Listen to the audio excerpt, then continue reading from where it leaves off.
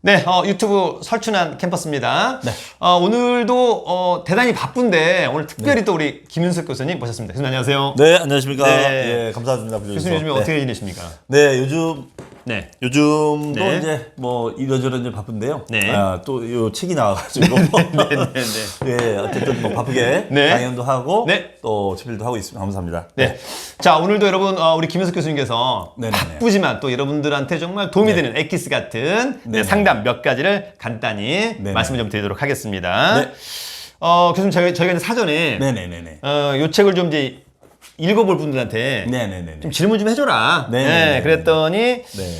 부부가 부동산을 살 때, 아파트를 네네. 살 때 가령 네네네. 부부 공동 명의가 유리한가 불리한가 네네네. 이런 얘기를 하시거든요. 네네네. 교수님 어떻습니까? 이 부분은 이제 제가 강의할 때도 많이 질문을 받는 부분인데요. 네.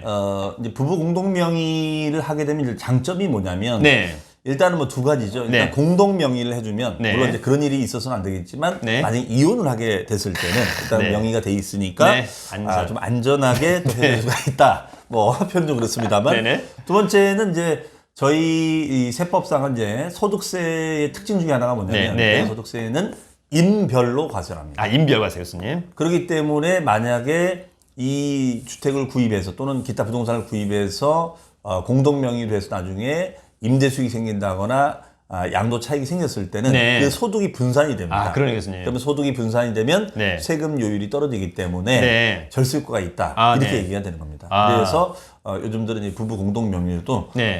임대하건 양도할 때 다 도움이 되기 때문에 네. 많이들 하고 있습니다. 그러네 교수님. 세율이 많이 떨어지겠네요. 네, 맞습니다. 네. 그럼 이럴 때도 뭐 기본공제 250만 원은 둘 다. 네, 그렇습니다. 그것도 강점이겠네요 교수님. 교수님 두 번째는 네네네. 우리가 이제 교수님 부동산을 공짜로 넘겨주는 것을 네네네. 증여라고 통상 하잖아요. 네, 맞습니다. 근데 교수님 뭐 와이프나 저희 24살짜리 딸내미나 16살짜리 딸내미한테 네네네네. 증여를 해주고 싶은데 네네네네. 뭐 증여는 뭐 얼마까지는 공짜 또 뭐 네네네. 10년마다 해라 네네네. 이런 말이 들어. 이게 무슨 말이 교수님? 네, 너무 이 어려워요. 부분이 이제 네. 우리가 증여세를 선정할 때 굉장히 중요하게 네. 신경을 많이 달아지는 얘기인데요. 일단은 우리가 이 가족공제라고 해서 증여를 가족공제. 받으면은 가족분들을 위해서는 공제를 해줍니다. 가족공제. 그런데 여기서는 굉장히 중요한 역할을 하는 것이 배우자입니다. 배우자. 네. 네, 이 세법상은 네. 배우자가 있고 없고 차이가 굉장히 큽니다. 결혼해야 되겠네요. 교수님. 맞습니다. 네네. 그래서 절세 효과를 위해서는 특히 이제 네. 결혼을 미루신 분들은 네. 이 절세 상당히 결혼해. 도움이 되기 때문에 네네. 배우자가 필요하다. 네. 물론 이제 세금 때문에 결혼하는 건 아니겠지만 실적으로 굉장히 도움이 되기 때문에 네. 그래서 일례로 우리가 배우자에게 증여를 해주게 됐을 때는 네네. 6억까지 공제가 됩니다. 6억까지 그래서 교수님. 과거에는 네. 이제 3억이었다가 네네. 지금 이제 6억까지 네. 엄청나죠? 엄청나요, 교수님. 그 다음에가 이제 아들 따님, 그러니까 네. 아들 딸한테 네. 이제 보통 법률용어는 이제 직계 비속이라고 네네네. 얘기합니다만 이런 경우에는 5천만 원까지 공제가 됩니다. 성인한테 교수님. 예, 다만 거꾸로 네. 아들 딸, 즉 직계 비속 아들 딸이 부모님에게 증여를 해줘도 마찬가지입니다. 그래도 5천만 원. 네네네. 네, 괜찮네요, 교수님. 네, 정말 그 저도 눈물 받아야 나겠죠? 되니까. 네. 네네. 만약에 설 교수님 자녀분께서 네. 꽃다발에 등기올리증 해서 딱 네. 증여해 주신다면 아마 네. 얼마나 큰 감동이겠습니까? 진이가에 들어오죠. 네, 알겠습니다. 예. 그래서 우리가 이 공제 규정을 잘 활용해서 네. 증여를 받으면 증여세도 줄이고 또 이제 증여의 장점은 네. 우리가 취득가액을 올릴 수 있는 장점이 있거든요. 그러네요. 네. 네. 다만 여기서 이제 더 팁을 드리면은 네. 증여한 다음에 팔았을 때는 네. 그 효과를 보기 위해서는 네. 증여 받고 나서 팔 때까지 기간이 5년이 지나야 됩니다. 5년 교수님. 네, 이걸 이때는. 우리가 2월 과세 2월 과세. 규정이라고 하는데요. 네. 5년 지나서 팔게 되면은 증여 당시 원래 네. 원취가액 말고 네.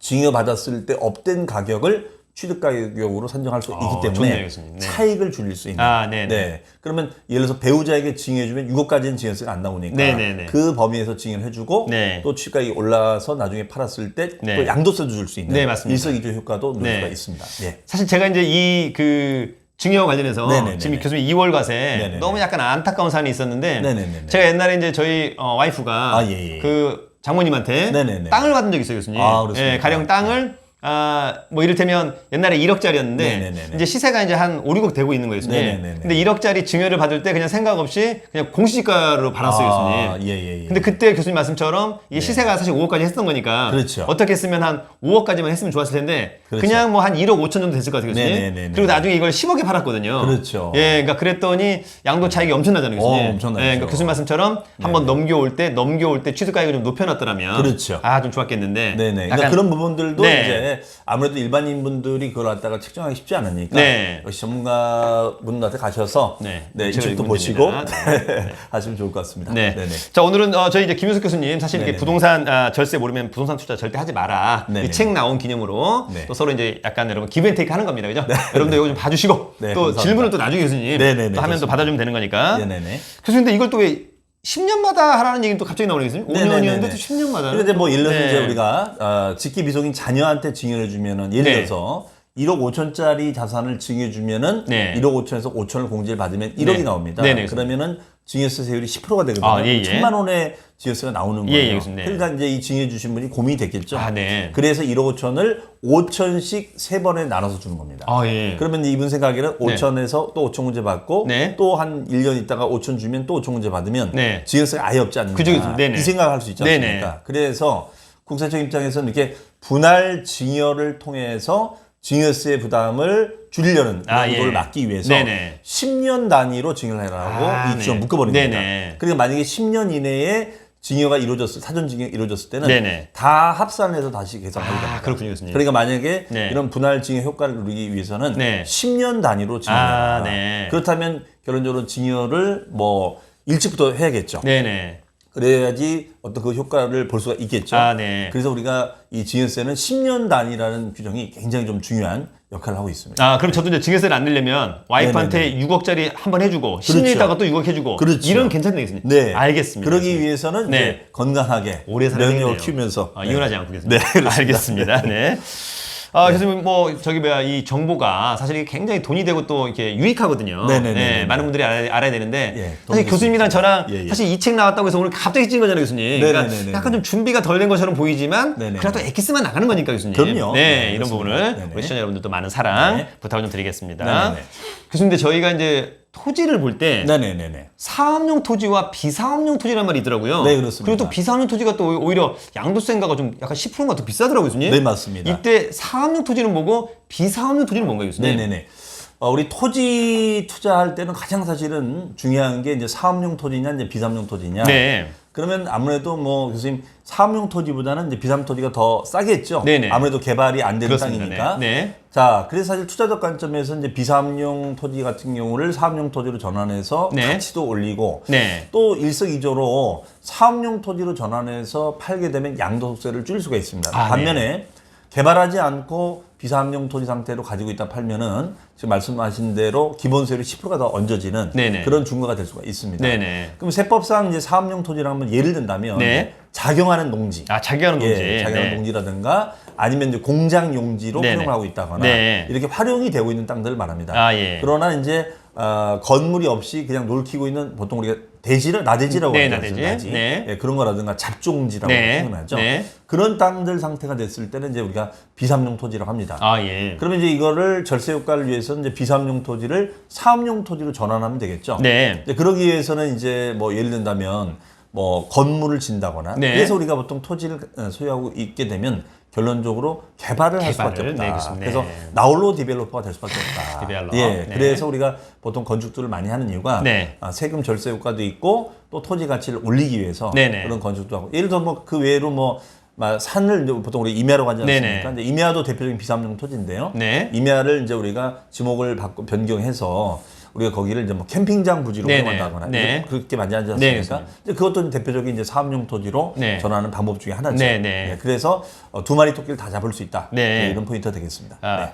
근데 죄송한데 그 네네. 임야 같은 경우에 네네네. 나무를 심고 계속 있으면 이것도 비사무소인가요? 뭐 이제 임야를 아까 네. 말도 캠핑장으로 뭐 변경해서 인허가를 네. 받아서 하면은 상당히 좋긴 한데 네. 여러 가지 인허가적인 비용도 들어가고 네. 그럽니다. 그래서 그렇지 않고 그냥 아예 임야에다가 네네. 보통 우리가 그냥 솔직히 약초를 심다고 네네, 했죠. 네네. 네, 그래서 뭐 산양삼이든 네, 어떤 네네. 약초를 심다거나 네. 아니면은 유실수를 심다거나. 네네, 교수님. 그래서 이제 그걸 살림 사업을 하는 네, 거죠. 그것도 네. 이제 하나의 방법이 될 수 있습니다. 아, 그렇습니까? 예, 예. 네, 알겠습니다. 네. 그래서 이제 두 개 남았는데요. 네네. 요즘에 한 시세가 한 10억 원 정도 하는 아파트. 네네네네. 이런 걸 한 채를 좀 증여한다. 네네네네. 또는 만약에 상속받는다. 네네네네. 그러면 세금이 한 대략적으로 한 얼마나 들어가나요? 이렇게 물어보더라고요. 예. 어떻게 계산을 좀 네. 할까요, 교수님?